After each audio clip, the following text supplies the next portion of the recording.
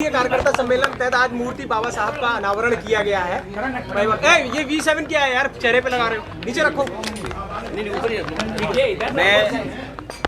मैं समाजवादी पार्टी के सभी कार्यकर्ता अरे ये P7 चेहरा क्यों ढक रहे हो भाई?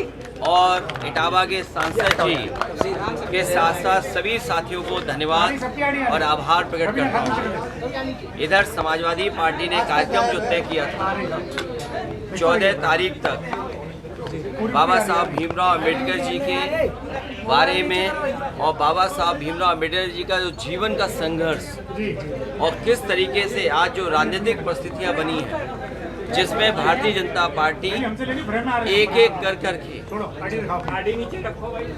एक फैसला लेकर के संविधान को किस तरीके से कमजोर कर रहे हैं। मैं बधाई देना चाहता हूं कार्यकर्ताओं को, नेताओं को, जिन्होंने बाबा साहब अम्बेडकर जी की प्रतिमा लगा करके ये संकल्प लिया है कि जो रास्ता बाबा साहब भीमराव अम्बेडकर जी ने दिखाया था उस रास्ते पे चल करके इस देश को और मजबूत बनाने का काम करेंगे।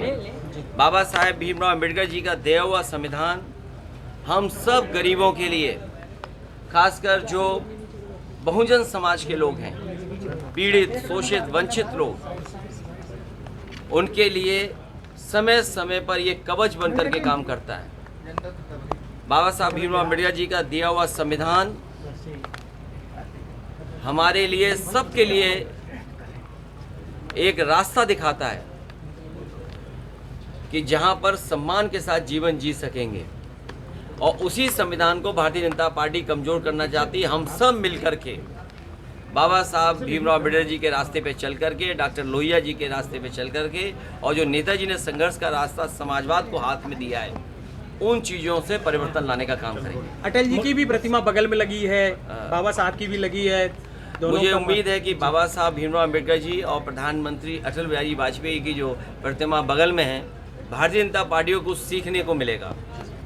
भारतीय जनता पार्टी के लोग यहाँ आएँ, जिस तरीके से हम लोगों ने बाबा साहब भीमराव अम्बेडकर जी के सामने नमन किया, उसके बाद देश के रहे प्रधानमंत्री, उनकी भी प्रतिमा पे हमारी पार्टी के कार्यकर्ताओं ने माल्यार्पण किया, हम लोगों ने नमन किया।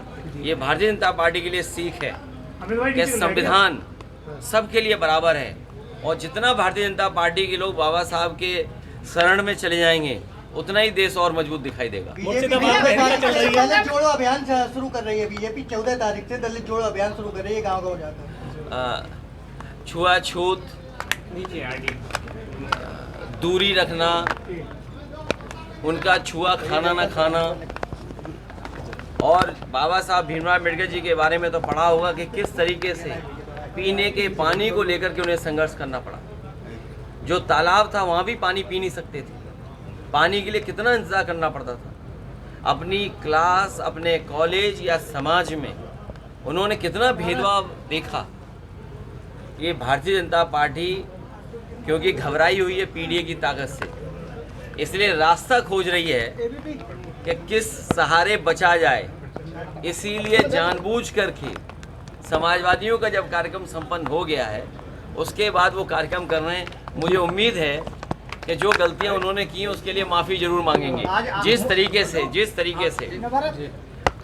गैलीलियो को सजा दी थी चर्च ने और उसकी जान चली गई थी, और गैलीलियो ने केवल ये कहा था कि धरती का चक्र सूर्य नहीं लगाता है, बल्कि सूरज का चक्कर धरती लगाती है। उसी पे चर्च ने सजा दे दी थी और उसकी जान चली गई थी। 400 साल बाद माफ़ी मांगी। क्या भारतीय जनता पार्टी के लोग या उनसे प्रभावित लोग जो गलती की है उसकी माफ़ी मांगेंगे कि नहीं मांगेंगे? मुर्शिदाबाद में